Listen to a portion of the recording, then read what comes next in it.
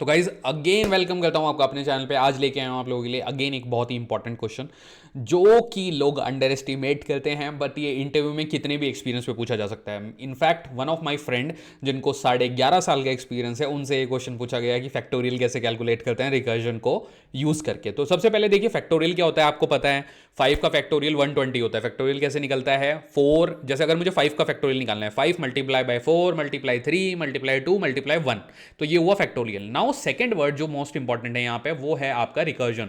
Recursion क्या होता है, जब when a function calling itself, जब एक फंक्शन खुद को कॉल करता है उसको हम रिकर्जन कहते हैं अपने किसी स्मॉलर इंस्टेंस को सॉल्व करने के लिए, तो उसको हम कहते हैं रिकर्जन।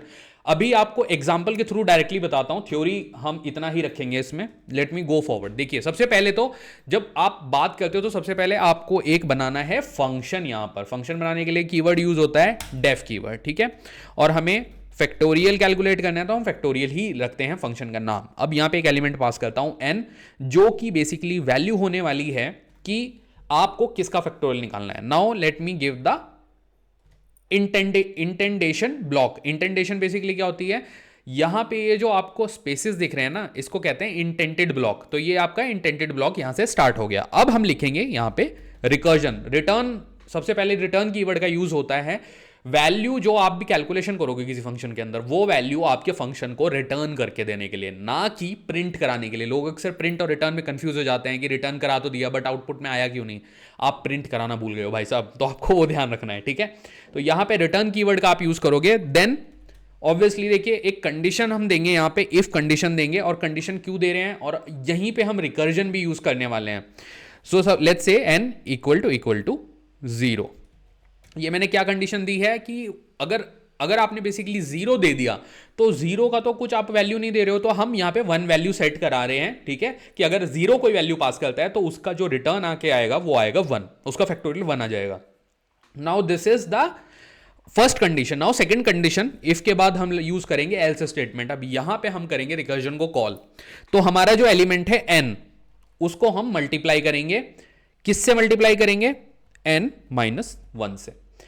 तो obviously n multiply by n minus 1 तो हो गया, लेकिन अब n माइनस 1, ये जो n है ये वैल्यू तो आपने डिफाइन कर दी, बट यहां पे ये जो वैल्यू है इसको भी तो डिफाइन करोगे। ये वैल्यू कहां से उठाएगा, ये आर्ग्यूमेंट तो रिजॉल्व होगा ही नहीं ना। इस n को अगर आपको रिजॉल्व करना है यहां पे, तो आपको क्या करना पड़ेगा, इस फंक्शन को कॉल करना पड़ेगा। Now I am calling this function factorial, जो कि मैंने यहां पे हाईलाइट किया लाइन नंबर 4 पे। इस फंक्शन का नाम आप देखो और इस फंक्शन का नाम देखो। बेसिकली मैं उस फंक्शन को उस फंक्शन के अंदर ही कॉल कर रहा हूं, दैट इज योर रिकर्जन। तो रिकर्जन कोई डरावना कॉन्सेप्ट नहीं है। लोग अक्सर क्या होता है, रिकर्जन सुनते हैं और जो प्रोग्रामिंग में इंटरेस्ट जिनको नहीं होता वो डर जाते हैं कि कुछ तो बहुत डेंजरस होने वाला है। अब now what you do, simple अपने फंक्शन को कॉल करो, कोई भी वैल्यू पास करो जिसका आप इजीली कैलकुलेट कर सकते हो। लेट्स से मैं 4 का फैक्टोरियल यहां पे निकालता हूं।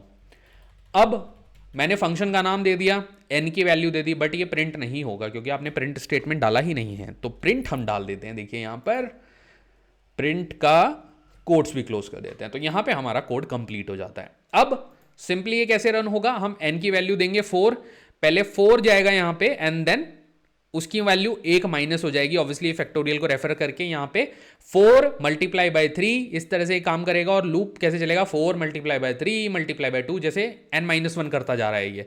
तो फिर उन सबको आपस में मल्टीप्लाई करेगा। अब अगर मल्टीप्लाई करके देख लेते हैं कि आउटपुट आता क्या है। 4 मल्टीप्लाई बाय 3 कितना होता है, 4 या 12। अगेन 2 से मल्टीप्लाई 24। तो राइट क्लिक करते हैं, रन पाइथन। तो हेयर इज 24, आपके सामने 24 आ गया, करेक्ट है, बिल्कुल परफेक्ट है। अब यहां पे हम वैल्यू चेंज करते हैं। लेट्स से 5 का भी हमने फैक्टोरियल अभी कैलकुलेट किया था, 120 था।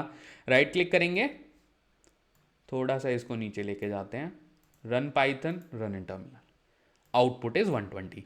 So it's very easy guys, ठीक है।